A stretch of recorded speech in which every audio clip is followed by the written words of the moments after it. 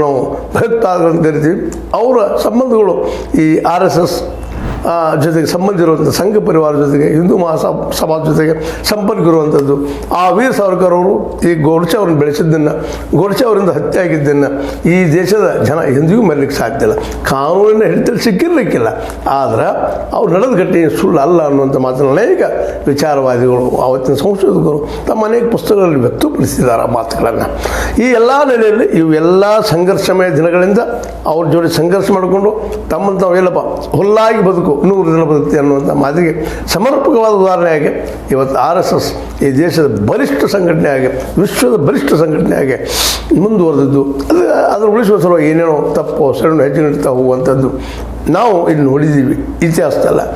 ಅದೇನೋ ಇದ್ದರೂ ಇವತ್ತು ಈ ದೇಶದ ಒಬ್ಬ ಪ್ರಧಾನಿಯವರು RSS ಕಚೇರಿಗೆ ಮೋಹನ್ ಭಾಗವತರ ಹತ್ತಿರ ಬರ್ತಾ ಇರೋದು, ಅಲ್ಲಿ ಭೇಟಿ ಕೊಡ್ತಾ ಇರೋದು ಕುತೂಹಲ ಮೂಡಿಸೋದು. ಇದರಲ್ಲ ಆ ಕುತೂಹಲ ಏನು ನೆಕ್ಸ್ಟ್ ಮತ್ತೆ ಎಪಿಸೋಡ್ಗಳಲ್ಲಿ ನೋಡೋಣ.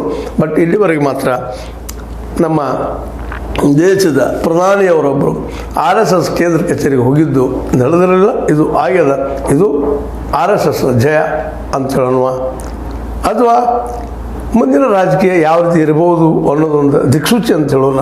ಯಾಕಂದರೆ ಆಲ್ರೆಡಿ ಮೋದಿಯವರ ವಯಸ್ಸು 75 ಸಮೀಪ ಬರ್ತಾ ಇದೆ. ಅವರು ಬದಲಾವಣೆ ಆಗಬೇಕು ಅನ್ನೋದು ಕೂಗು ಅಲ್ಲಲ್ಲಿ ಕೇಳಿ ಬರ್ತಾ ಇದೆ. ಅದರಲ್ಲಿ RSS ಪ್ರಮುಖವಾಗಿ ಪಾತ್ರ ವಹಿಸ್ತಾ ಇದೆ ಅನ್ನೋಂಥ ಸುದ್ದಿಗಳು ಬರ್ತಾ ಇದ್ದಾವೆ. ಇಂಥ ಸಂದರ್ಭದಲ್ಲಿ ಹೊಸ ನಾಯಕನ ಹುಡುಕಾಟಕ್ಕೆ ಹಳೆಯ ನಾಯಕನ ಅಥವಾ ತಮ್ಮ ಹಿರಿಯ ನಾಯಕನ ವಿಶ್ವಾಸ ತೆಗೆದುಕೊಂಡು ಮುಂದುವರಿಯುವಂಥ ಘಟನೆ ಇವತ್ತು ನಡೀಬೋದು, ಅಥವಾ ಮುಂದಿನ ದಿನಗಳಲ್ಲಿ ನಡೀಬೋದು.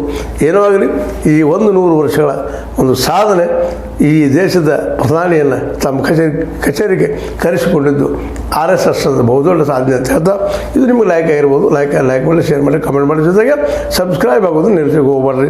S60 ನ್ಯೂಸ್ ಅರ್ಥಾತ್ ಹೇ ಸೀತಾರಾಮ್, ಇದು ಸತ್ಯದ ಕೈಗಳಲ್ಲಿ ವಂದನೆಗಳು.